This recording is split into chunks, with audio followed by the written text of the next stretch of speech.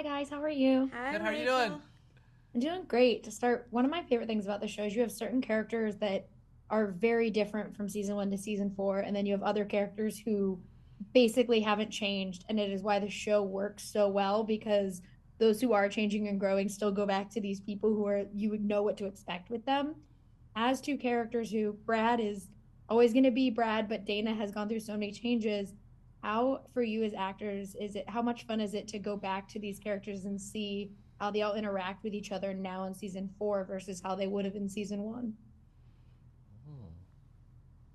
Hmm. Mm.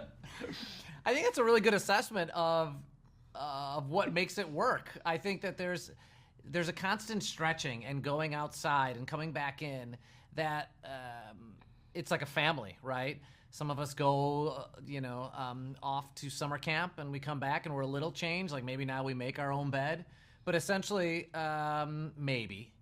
Yeah, But maybe. essentially, we're the same people, and then you fall into the same old habits. You fight over the same things, and I think that's the beauty of this. So this year, I think there is a little bit of each of us kind of figuring out that who we are outside of the office and who we are in the office, and trying to see how we can kind of make them fit. And that's been really fun to play as an actor to kind of add other layers to who we are.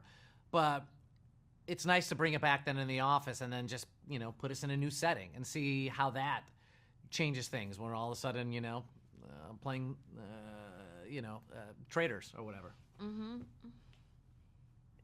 Well, yeah, I was gonna say, Monty, I love that Dana. First of all, Dana at the end of the last season, I was like, yeah, sell your game, like be in charge. And then this season, when she teamed up with Brad, I was like, no, girl, don't. That's not gonna end well.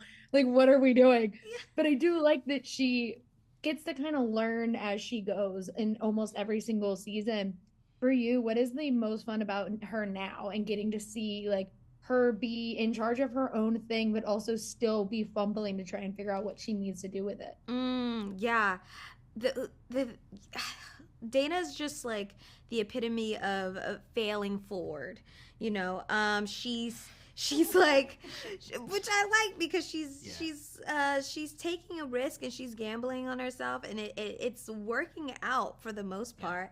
Um, and I think a lot of us can take a page out of her book. You just have to just leap and bet on yourself and not be afraid that you might fail, because at least you're still moving Yeah. forward.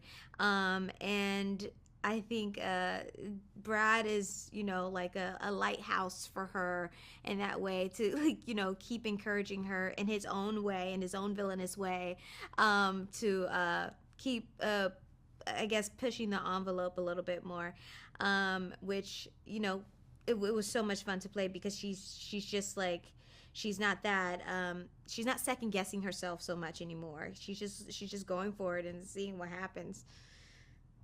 Yeah. When I asked everyone else this, so I'm going to keep asking this question because one of my favorite things about the show is every season there's one episode where I just find myself crying, and then I remind myself that it's Mythic Quest. And every season there's one episode where I'm going to cry over it. But it always surprises me, whatever one it is. For you guys as actors, when you get those scripts, do you have a similar reaction? You're like, oh, right, I forgot that like this show is emotional and makes me cry. Or is it like a surprise every single season that people are reacting the way they are to certain episodes? Mm. Hmm.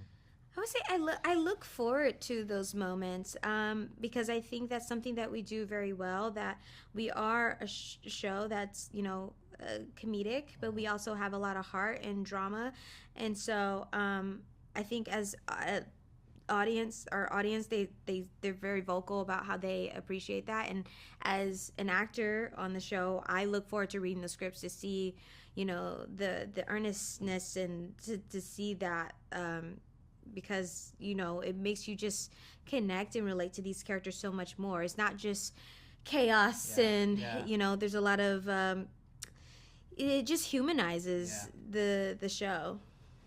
I'd say the same. I think that it's inspiring because it shows you what places that you could go, and I think that's really nice to be like, yeah, our show could do this, it could do that, and it kind of is like a nice blend of humor and heart and life, and maybe stretch in ways that are unexpected. And I think that kind of, you know, um, David, Megan, Rob, the writers, they do such a good job of like surprising us, you know, and that's been really fun and humanizing and gives us things to look forward to, so that way when we show up on set too, it is spontaneous. There are things that change on the day, and it's open to whatever feels like it's the best version of this, and that's really, it just feels really creative, so it's really cool. Yeah, I love this show so much. I hate that I have to stream it so fast to talk about it with everyone. I'm excited to do it, but I'm like, but now I don't have Mythic Quest to watch anymore. Watch it again. Yeah, watch it again. Watch it. Just start it all over. But thank you guys for talking to me real quick before I leave. Danny, I hear your voice every once in a while just in my head because of Community and stuff. But I saw a house in New York that had a Scrooge McDuck like clock on it for some reason. And all I could hear was you talking about DuckTales in that David video the entire time I saw it. Someone built it? I think. It's a mystery I have not yet solved, but they had a clock that had Scrooge McDuck on it, and I was like, what is this? I need to find this place. Yes. I have to find out. But thank you guys for talking with me. I really appreciate it. Thank you.